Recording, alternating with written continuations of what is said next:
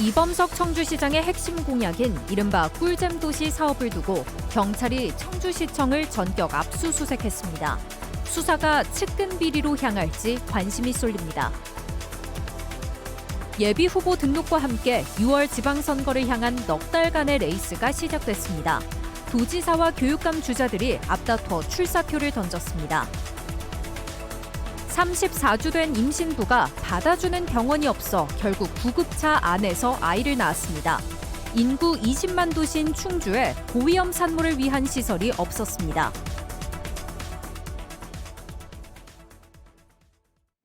여러분 안녕하십니까? 계속해서 뉴스투데이 충북입니다. 이범석 시장의 핵심 공약 사업이죠. 이른바 꿀잼 도시 사업을 두고 경찰이 청주시청을 전격 압수수색했습니다. 특혜 의혹이 제기된 지 5개월 만에 강제 수사가 시작된 건데요. 지방선거를 앞두고 이범석 시장의 측근 비리 수사로까지 번질지 관심이 쏠립니다. 김은초 기자입니다.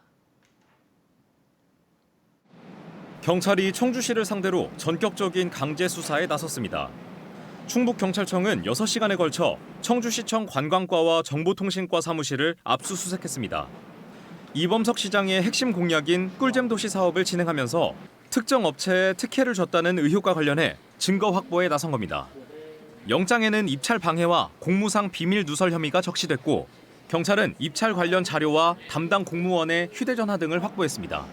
저희도 사실 좀 당황하고 있어요. 저희 조율이 안 된 것 같고요.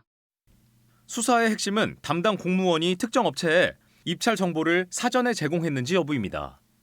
해당 팀장은 사업에 참여하려는 업체에 제안서 정보를 미리 흘리거나 보안이 생명인 심사위원 명단을 통째로 넘긴 혐의를 받고 있습니다. 수사선상에 오른 사업은 무심천 벚꽃축제부터 눈썰매장, 물놀이장 운영 용역까지 꿀잼 도시 사업 전반에 걸쳐 있습니다. 앞서 지난해 9월 시의회에서 의혹이 제기되자 당시 이범석 시장도 부적절한 일이었다고 인정했습니다. 청주시의 관광과 한 팀장이 업체한테 심사위원 명단 보내달라. 그래서 그중 일부를 심사위원으로 뽑아서 그 업체가 하필이면 또 당선이 됩니다.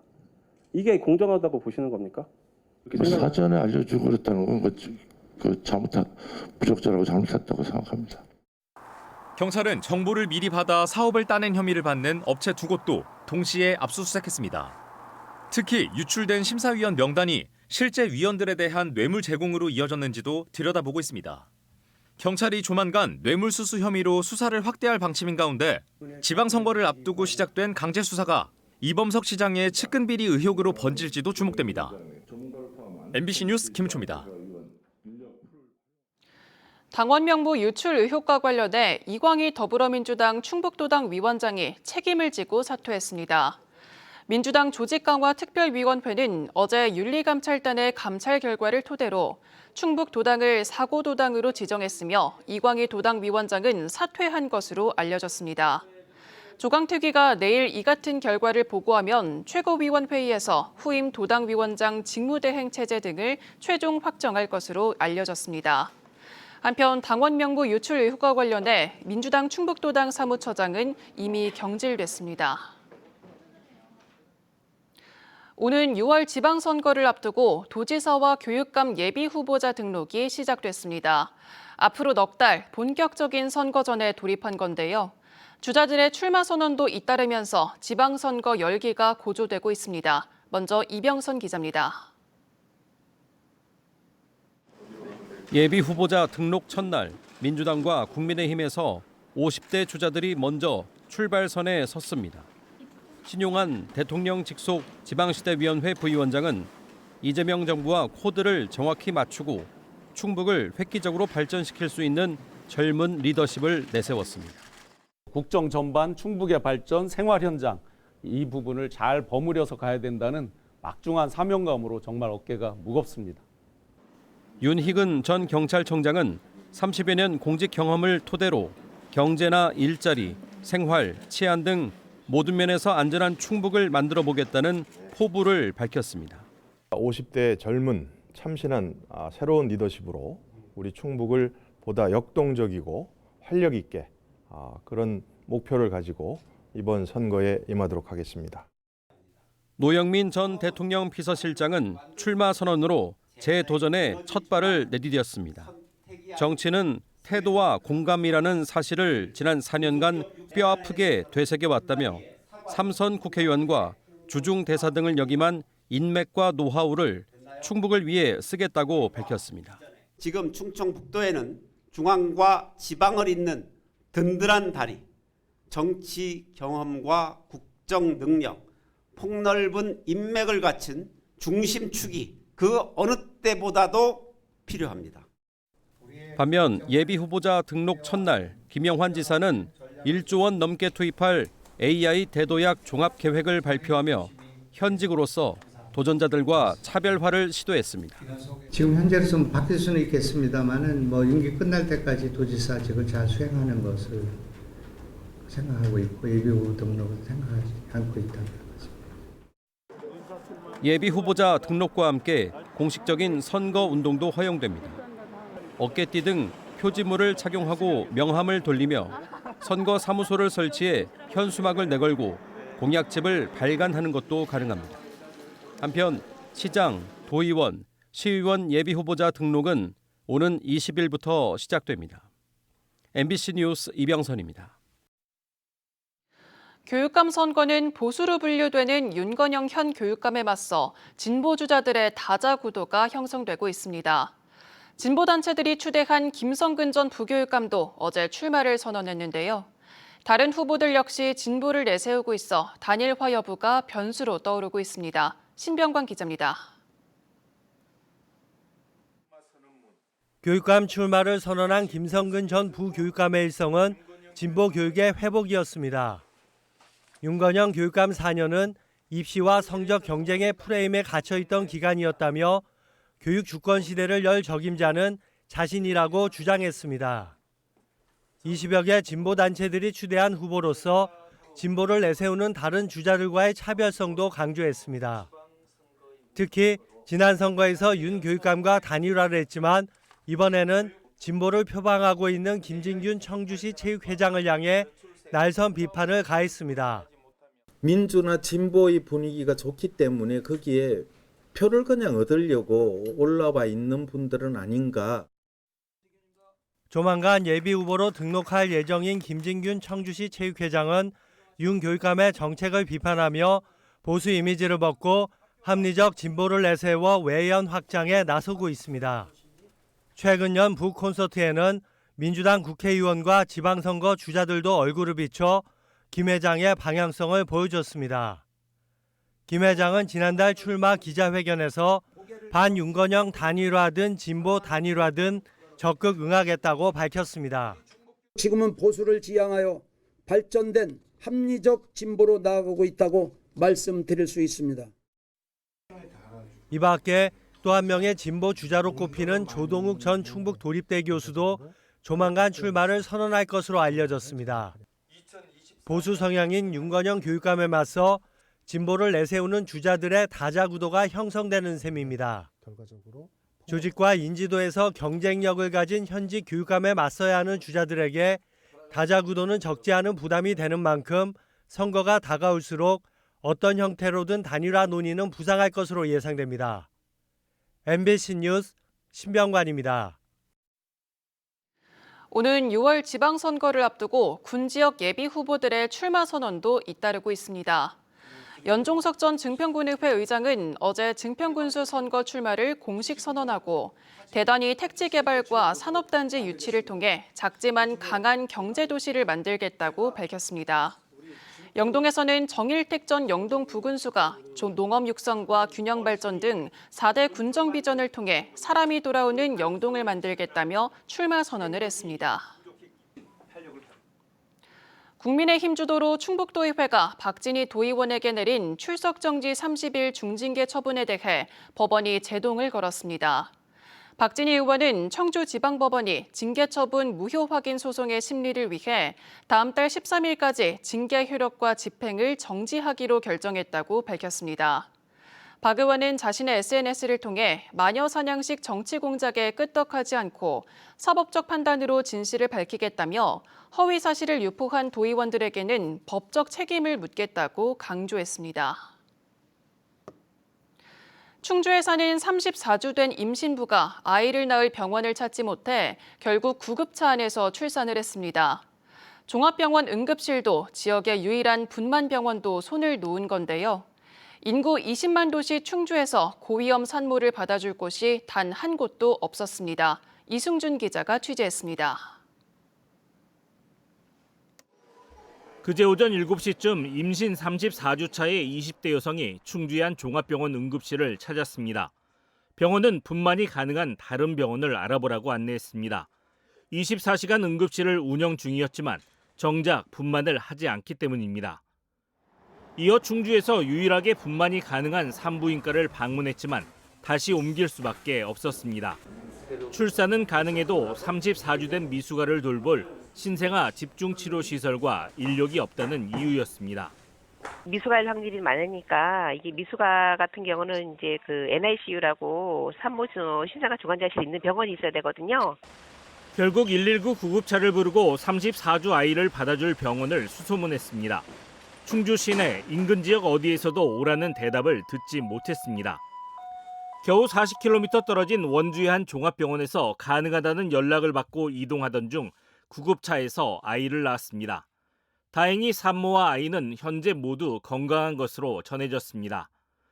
이번 일은 지역 의료의 민낯을 그대로 보여준 사례입니다. 두 곳의 종합병원이 응급실을 운영하고 산부인과 전문의도 있지만 분만을 제외한 부인과 진료만 하고 있습니다. 5곳의 충주 산부인과 가운데 분만이 가능한 곳은 단 한 곳.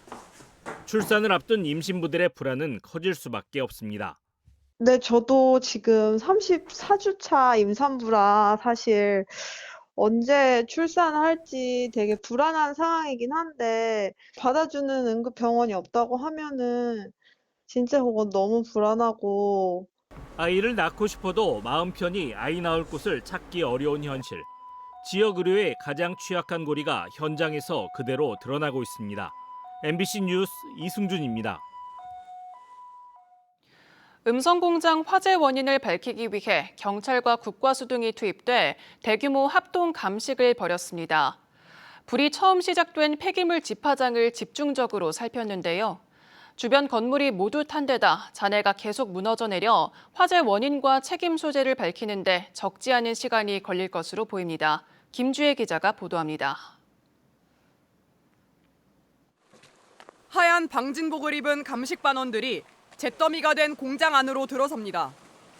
까맣게 타버린 잔해를 쇠막대로 일일이 들춰보며 바닥을 살피고 작은 흔적 하나까지 사진으로 남깁니다. 경찰과 국과수, 소방과 고용노동부 등 관련 기관 40여 명이 투입된 대규모 합동 감식이 진행됐습니다. 경찰은 화재 원인과 소방시설의 작동 여부 등을 확인하기 위해 불이 시작된 곳으로 추정되는 A동 인근을 감식하고 있습니다. 이곳은 실종된 네팔과 카자흐스탄 국적 노동자 2명이 작업하던 공간입니다. 용역업체 소속인 이들은 화재 당시 이곳에서 부직포 등 불에 잘 타는 폐기물을 밖으로 옮기는 작업을 하고 있었던 것으로 전해졌습니다. 때문에 감식반은 현장의 설비 결함 여부와 함께 초기 진화를 해야 할 스프링클러가 정상 작동했는지, 노동자들이 탈출할 비상 대피로가 확보돼 있었는지 꼼꼼히 살폈습니다. 같이 합동 점검을 하는데 저희도 혹시 만약에 전기 쪽에 원인이 있지 않을까 그런 것들을 위주로 아마 지금 보고 있는 것 같습니다. 나머지 실종자 1명을 찾기 위한 수색도 이어졌습니다. 소방당국은 시신 한 구가 수습됐던 2층 계단과 발화 지점인 1층 집화장 주변에 실종자가 있을 것으로 보고 잔해를 걷어내고 있지만 붕괴 위험 탓에 속도를 내지 못하고 있습니다. 화재를 내갖고 타버려갖고 지금 구조대원들이 갈고리 같은 걸로 땅이라든지 해짓고 지금 혹시라도 사람의 인체에 잔해가 있을까 그런 부분을 지금 찾고 있는 그런 상황입니다. A동은 물론 인근 건물까지 모두 타면서 화재의 원인을 규명하기까지는 상당한 시간이 걸릴 것으로 보입니다. 경찰은 공장 안전 책임자 등을 불러 안전조치 이행 여부에 대한 진술을 확보하고 현장 감식 결과와 대조하는 한편 현장에서 발견된 CCTV의 감정을 의뢰했습니다. MBC 뉴스 김주혜입니다. MBC 충북이 보도한 대기업 자회사 공장의 집단 식중독 의심 증세와 관련해 관할 지자체인 충주시가 현장 조사에 나섰습니다. 충주시는 그제 오후 해당 공장 식당을 찾아 칼과 도마, 문고리 등에서 환경 검체를 채취해 보건환경연구원에 검사를 의뢰하고 위생점검도 실시했다고 밝혔습니다. 검사 결과가 나오기까지는 일주일 정도 걸릴 예정입니다. 하지만 위탁급식업체의 늑장 신고로 증상 발생 나흘이 지나서야 조사가 시작된 탓에 정확한 감염 경로와 원인을 규명하는 데 난항이 예상됩니다.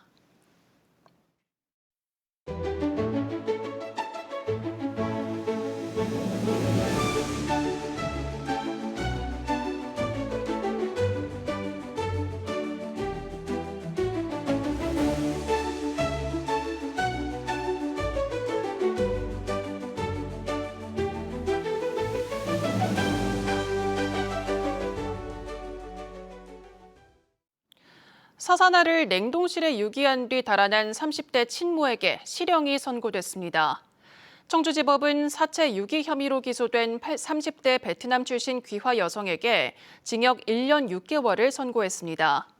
이 여성은 지난 2024년 1월 증평 자택에서 혼외 관계로 생긴 사산화를 냉동실에 유기했다 시어머니에게 들키자 달아났고 구속영장이 기각되자 재판 출석을 거부한 채 잠적했습니다.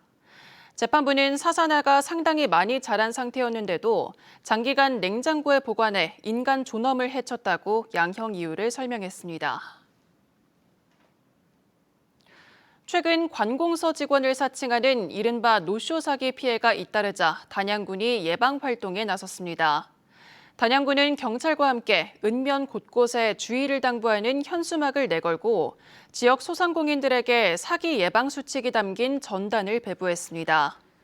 위조 신분증을 이용해 물품 대금을 결제해 줄 것처럼 속여 선결제나 이체를 유도하는 수법으로 단양에서만 지난해 4월부터 최근까지 10명이 3억 원에 달하는 금전적 피해를 본 것으로 집계됐습니다. 단양군이 최근 폐기물 관리 소홀로 인근 야산에 불을 낸 업체에 대해 특별 점검을 벌인 결과 다수의 위법 사항을 적발했습니다. 단양군은 지난 2022년에 이어 두 번째 화재를 일으킨 해당 업체를 조사한 결과 폐기물을 허가받지 않은 장소에 보관하거나 스프링클러를 설치하지 않은 사실을 확인했다고 밝혔습니다. 군은 적발된 위법 행위에 대해 고발 조치하는 한편 관내 폐기물 처리 업체 전반에 대한 관리 감독을 강화할 방침입니다. 청주 KB스타즈 박지수가 여자 프로농구 정규리그 4라운드 MVP로 선정됐습니다. 박지수는 팀 동료 강희슬 선수를 제치고 통산 19번째 라운드 MVP를 수상하며 자신이 가진 역대 최다 기록을 경신했습니다. 4라운드 5경기에서 평균 17득점, 12.2 리바운드를 기록한 박지수의 활약에 힘입어 4승 1패를 거둔 KB스타즈는 선두 하나은행을 1.5경기 차로 바짝 추격하고 있습니다. 보은 구병산 관광지에 오는 2031년까지 호텔과 콘도 등 숙박시설이 조성됩니다. 충청북도와 보은군은 어제 충북도청에서 라미드그룹과 800억 원 규모의 민간 투자 협약을 체결했습니다. 라마다 송도호텔과 속리산 CC 등을 운영하는 라미드그룹은 구병산 관광지 3만 7천 제곱미터 부지에 54개실 규모의 관광호텔과 콘도미니엄 30개실, 복합 커뮤니티 센터 등을 건립할 계획입니다. 충청북도는 최근 개정된 조례에 따라 인구 감소 지역 민간 투자 보조금을 지원할 방침입니다. 김영환 충북지사가 설 명절을 앞두고 도청 전 직원에게 청렴 실천을 당부하는 서한문을 보냈습니다. 김 지사는 서한문을 통해 2026년을 청렴 행정의 해로 만들자며 관행이라는 이름의 부정부패를 멀리하고 도민 눈높이에서 당당한 공직자가 되어달라고 주문했습니다. 또 자신부터 솔선수범해 청렴한 공직 문화를 만드는 데 앞장서겠다고 밝혔습니다. 충북의 지난달 소비자 물가 상승률이 5달 만에 다시 1%대로 내려왔습니다. 충청지방데이터청이 발표한 소비자 물가 동향을 보면 지난달 충북의 소비자 물가 지수는 118.62로 1년 전보다 1.9% 상승했습니다. 개인 서비스 요금이 3.3%, 섬유 제품이 2.4%, 농산물 가격이 2.1% 오르며 물가 상승을 주도했지만 축산물 가격 하락과 함께 전기, 가스, 수도 요금이 인하된 것이 물가 안정에 기여한 것으로 분석됐습니다. 지금까지 뉴스투데이 충북이었습니다. 고맙습니다.